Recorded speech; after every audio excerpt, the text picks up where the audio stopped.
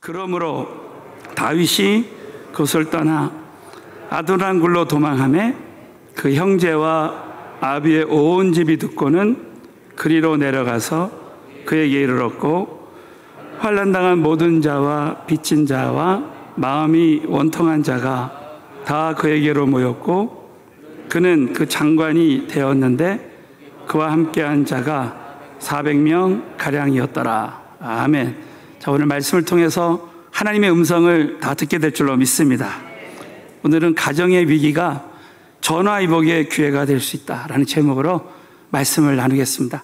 많은 사람들이 위기가 찾아오면 참 절망 가운데 염려하고 두려워합니다.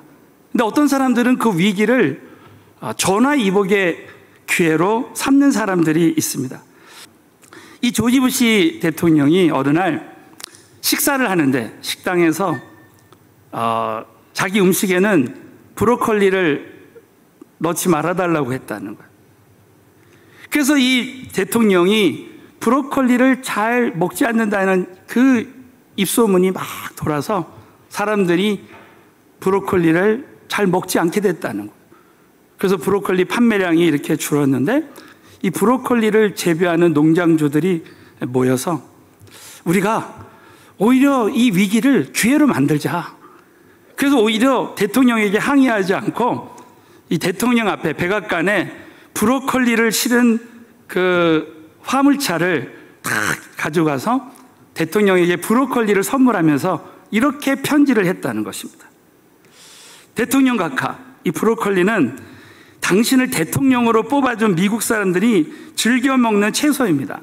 이 브로콜리는 단백질이 많고 철분이 다량 함유되어 있으며 몸에 상당히 이롭습니다.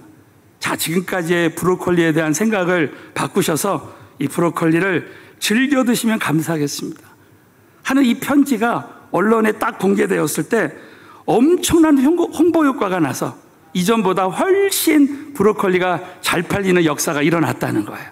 사는 손들은 이 모든 위기가 전화위복의 기회가 된 줄로 믿습니다. 그 브로콜리 농장주들이 그 위기로 인해서 대통령에게 항의하거나 절망하거나 그러지 않고 오히려 그 위기를 전화위복의 기회로 삼은 것입니다. 사는 손들은, 우리 하나님의 사람들, 믿음의 사람들은 우리 인생에 어떤 위기가 와도 그 위기를 하나님 안에서 전화위복의 기회로 삼아야 될 줄로 믿으시기 바라겠습니다. 오늘 본문 말씀에 이 다윗의 생애가 바로 그 위기가 전화위복의 기회로 삼은 그런 위대한 간증자가 바로 다윗입니다. 여러분, 다윗은 여러분 잘 아시는 대로 사울 왕에게 계속해서 쫓겨다녔어요. 여러분 생각해 보십시오. 오늘도 우리가 예배를 드리는데 누군가 나를 예배 못 드리게 막 쫓아와서 죽이려고 한다고 생각해 보십시오. 얼마나 불안하고 힘들겠습니까? 그러나 다윗은 그 모든 위기를 전화위복의 하나님의 기회로 만들었어요. 특별히 오늘 이 말씀에 사무엘상 22장에 보면 다윗이 사울에게 쫓겨서 그리고 나서 아둘람 굴로 도망을 하게 됩니다. 우리 한번 사무엘상 22장 1절 오늘 본문 말씀을 다시 한번 큰 소리로 한번 봉독하겠습니다. 시작. 그러므로 다윗이 그것을 떠나 아둘람 굴로 도망하매 그 형제와 아비의 온 집이 듣고는 그리로 내려가서 그에게 이르렀고, 다윗이 아둘람 굴로 도망했습니다. 여러분, 아둘람 굴이라는 히브리어 원어의 뜻이 피난처, 또 보호처라는 그런 뜻입니다. 다윗이 그 아둘람 굴에 갔는데 그 아비의 온 집이, 그 가정까지도 함께 아둘람 굴에 가서 이 가정에 큰 위기가 닥쳤습니다. 그러나 여러분, 결론적으로 말씀드리면 이 다윗의 이 아둘람 굴의 위기가 오히려 이 다윗이 더 깊은 영성의 사람이 되어지고, 그리고 다윗의 군대가 준비되어지고 다윗의 왕조를 시작하는 출발점이 됐다는 거예요. 결국 아둘람 굴의 위기가 전화위복의 하나님의 기회가 된 줄로 믿으시기 바라겠습니다.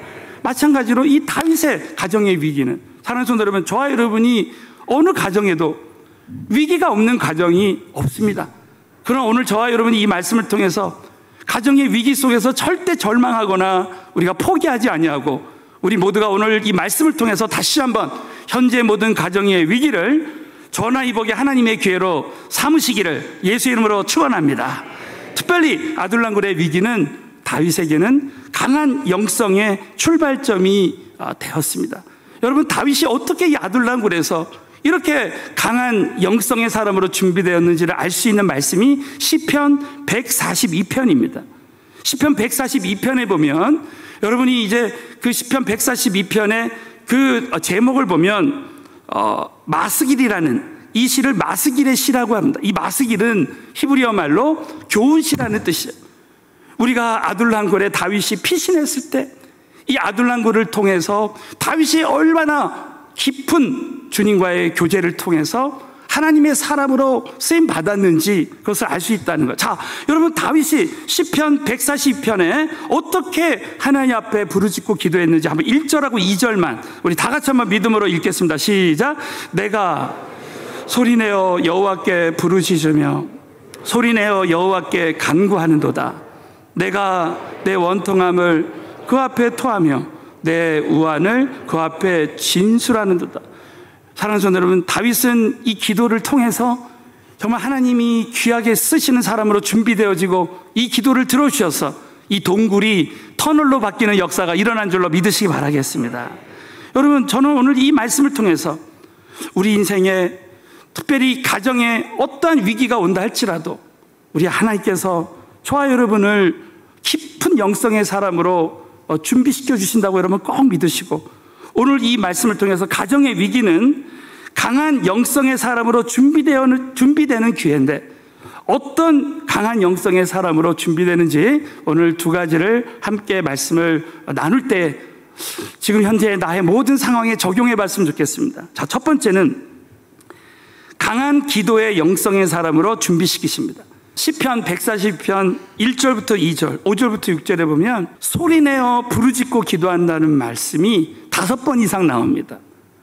다윗은 이 시편 42편을 쓰기 전까지는, 아둘람굴에 오기 전까지는 나약한 사람이었어요.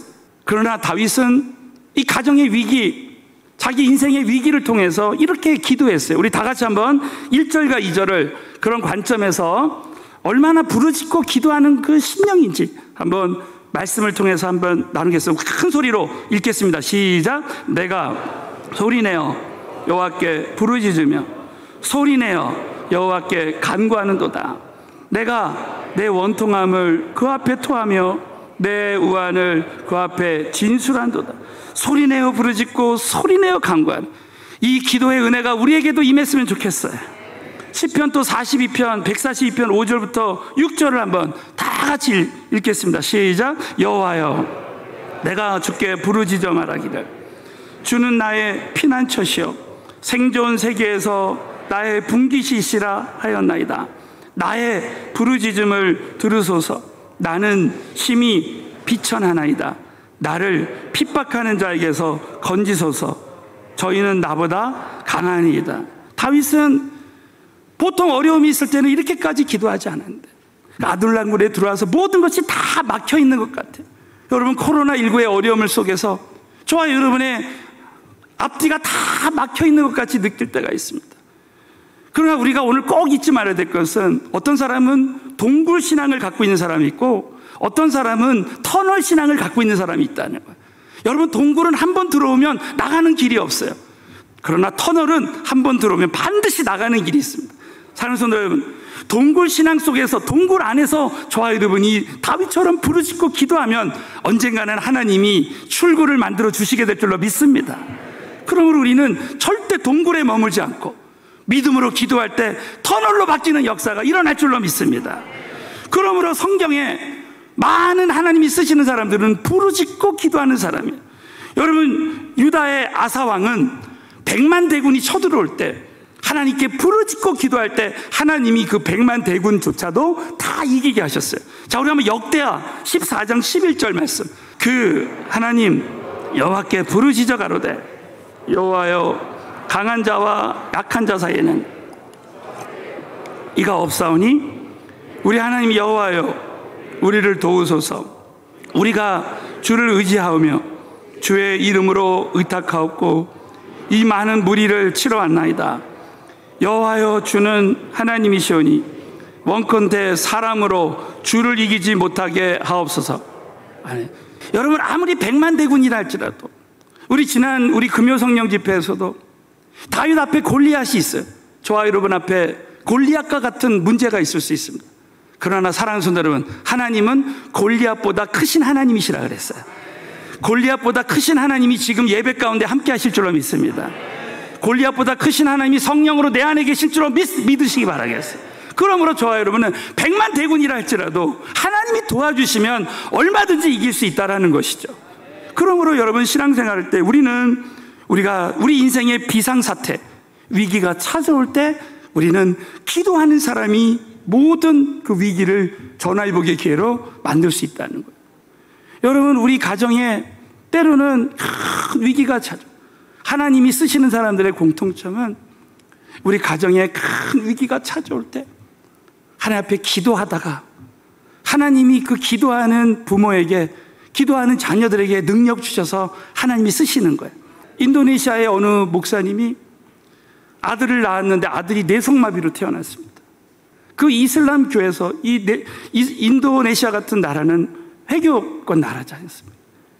그러니까 너의 하나님이 진짜 하나님이면 어떻게 그 아들을 뇌성마비로 태어나게 했느냐. 그렇게 막 이제 공격하고 핍박하니까 이 목사님이 정말 그것을 놓고 하나님 앞에 간절히 기도한 거예요. 하나님, 나의 하나님께서 진짜 하나님이시면 우리 아들을 고쳐주셔서 정말 하나님이 하나님 되심을 보여달라고 하나님께 기도하는데 4년째 됐을 때 막 하나님 앞에 부르짖고 기도하는데 그 방에서 이 아이가요 누워있다가 벌떡 일어나서 아빠 그러면서 정상으로 돌아왔답니다. 그래가지고 여러분 이 목사님이 그렇게 자식을 위해서 기도하다가 기도의 능력자가 되어서 인도네시아에서도 큰 부흥을 이루는 교회가 됐다는 거예요. 결국 하나님께서는 우리 가정의 위기를 통해서 우리가 기도의 강한 영성의 사람이 되게 하셨어. 기도를 통해서 정말 하나님만 바라보는 사람이 되어질 때 사랑하는 성도 여러분, 정말 그 기도하는 그 부모를 통해서 또 자녀들이 변화받고 가정이 변화받고 그 주변에 있는 공동체가 변화되는 역사가 일어날 줄로 믿으시기 바라겠습니다. 두 번째는 하나님의 섭리를 인정하는 영성의 사람으로 준비시키신다는. 자, 오늘 시편 140편 3절에 아둘람굴의 다윗의 기도를 보면 다윗은 정말 이 기도를 통해서 하나님이 나의 모든 길을 다 지금 알고 계신다는 기도를 합니다. 우리 다 함께 믿음으로 봉독하겠습니다. 내 심령이 속에서 상할 때에도 주께서 내 길을 아셨나이다. 나의 행하는 길에 저희가 나를 잡으려고 올무를 숨겼나이다. 때로는 우리가 내 고통을 알고 계시나? 오늘 이 말씀은 심령이 속에서 상할 때 다윗의 심령이 참 속에서 상했습니다. 그러나 주께서 내 길을 다 아셨다는 거예요. 사랑하는 성도 여러분, 하나님이 저와 여러분을 다 알고 전지전능하신 하나님께서 저와 여러분의 형편과 처지를 오늘 다 알고 계시는 줄로 믿습니다. 그렇게 믿는다면 우리는 절대로 현재 어떤 상황 속에서도 염려할 필요가 없는 거예요. 그러나 왜 하나님이 다윗에게 이런 고통을 허락하십니까? 하나님은 다윗을 통해서 예수 그리스도가 나오시기를 원하셨어요. 그래서 이 다윗을 깨트리시는 거예요. 고린도서 4장 7절에 우리는 다 질그릇과 같아서 고통을 통해서 이 질그릇을 깨트리실 때 예수님의 성품과 예수님의 영광과 예수님의 능력이 나타나길 원하시는 거예요. 웬만하면 우리의 질그릇이 깨어지지 않으니까 하나님은 그 아둘람굴의 그 고통을 통해서 다윗을 부르짖고 기도하게 하시고 끝까지 하나님이 어떤 분이신지를 아는 거예요. 그래서 다윗은 이 아둘람굴에 이런 고통이 있어도 하나님이 모든 것을 다 아십니다. 그 섭리를 인정한. 지나고 보니까 여러분 시편 119편 71절에 보면 고난당한 것이 내게 유익이라. 모든 하나님이 택한 자들에게는 고난당한 것이 유익이 될 줄로 믿습니다. 고난을 유익으로 다 하나님 바꿔주신다는 거예요. 어떠한 재난이 닥치고 어려움이 닥쳐도 그 어려움 가운데 정말 보물 중에 보물 되시는 예수 그리스도를 발견하게 되는 거예요. 사랑하는 성도 여러분, 보물 중에 보물은 예수 그리스도신 줄로 믿습니다. 예수님을 만나게 되면 현재 모든 물질은 아무것도 아니에요. 여러분, 우리 코로나19를 통해서 많은 성도들이 신앙의 본질을 회복하는 거예요. 야, 주님밖에 없구나. 사랑하는 성도 여러분, 주님밖에 없는 줄로 믿습니다. 그리고 우리 신앙생활하면서 어떠한 고통과 어려움 속에서도 살아계신 하나님이 나의 삶을 다 이렇게 주관하시고 나를 최선의 길로 인도하신다라는 그 믿음의 확신이 있어야 돼요. 제가 다윗을 공부하다가 사무엘상 29장에 보면요, 이런 일이 일어납니다. 다윗이 사울 왕에게 쫓겨서 결국은 블레셋에 망명을 하게 돼요. 그런데 어느 날 이 사울의 군대가 블레셋을 쳐들어옵니다. 그래가지고 이 다윗의 군대가 이제 사울의 군대하고 싸워야 되는 거야. 이스라엘 군대가 서로 싸울 수밖에 없는 진퇴양난의 위기에 빠졌습니다. 그럴 때 우리 하나님이 어떻게 역사하시냐면, 이제 다윗의 군대가 사울의 군대하고 싸워야 되는 이 상황에서 하나님이 갑자기 이 블레셋 방백들의 마음을 다 조정하셔서 다윗이 사울과 전쟁을 하게 되면 다윗이 혹시 반기를 들면 다시 블레셋을 공격할 수 있으니까 이번 전쟁에 다윗의 군대를 참여시키지 말자, 이렇게 결정을 내렸어요. 그래서 여러분, 결국 사울의 군대와 블레셋 군대가 싸워서 결국 그때 사울이 전사하게 됩니다. 만약에 다윗이 그때 나가서 싸워서 사울이 죽었으면 다윗이 사울을 죽였다라고 오명을 쌓을 뻔했다라는 거예요.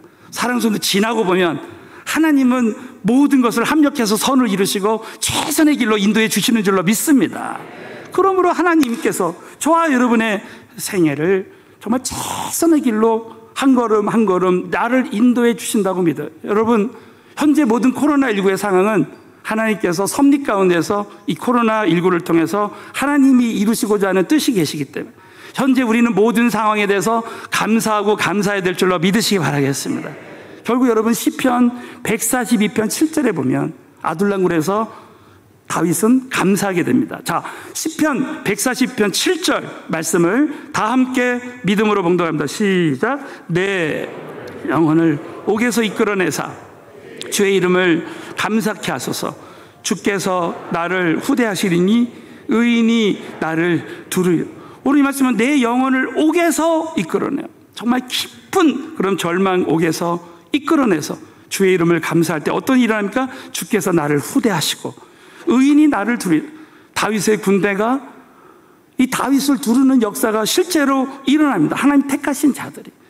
사랑하는 성도 여러분, 우리가 절망 속에서 감사만 해도 감사의 기적이 일어날 줄로 믿습니다. 코리 텐붐이라는 정말 네덜란드가 나온 큰 부흥사님이 있습니다. 이분이 감옥에 들어가서 어떤 상황 속에서도 하나님께 감사했습니다. 그랬더니 이 감사의 기적이 계속 일어나는 거예요. 어느 날 한 간호사가 그러더래요. 독일군 간호사가 혹시 뭐가 필요한 게 없습니까? 내가 도와드리고 싶습니다. 그래서 이분이 사실 저는 자그마한 거라도 성경책이 필요합니다. 그래서 그 간호사가 성경책을 주시더래요. 그 감옥에 들어갔는데 막 벼룩이 막 무는 거예요. 그래도 하나님께 막 감사했다는 거예요. 그랬더니 나중에 하나님이 감사하게 하시는 이유를 깨달았다는 거예요.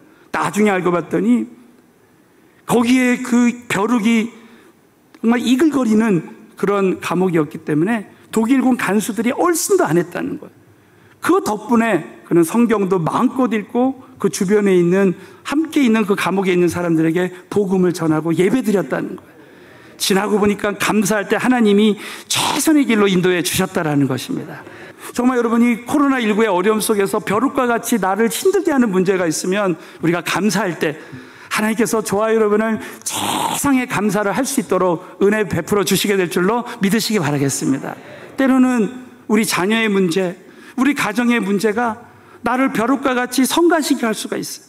그러나 사랑하는 성도 여러분, 이 벼룩과 같이 나를 힘들게 하는 이 모든 문제들이 오히려 그때 그 벼룩과 같은 문제로 내가 그 문제에 집착하지 아니하고 저와 여러분이 하나님께 예배하고 하나님께 감사하고 기도할 때 우리 살아계신 하나님께서 이 모든 벼룩과 같은 위기를 전화위복의 기회로 만들어 주시게 될 줄로 믿으시기 바라겠습니다. 결론적으로 이 가정의 위기는 어떻게 보면 새 시대의 새로운 출발점이 되는 전화위복의 기회가 될 수 있습니다.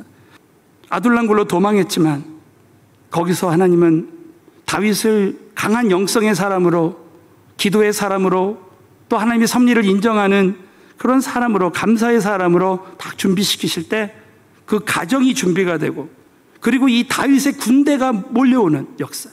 그래서 환난당한 자, 빚진 자, 원통한 자들이 모여서, 그들은 처음에는 다 오합지졸이었어요.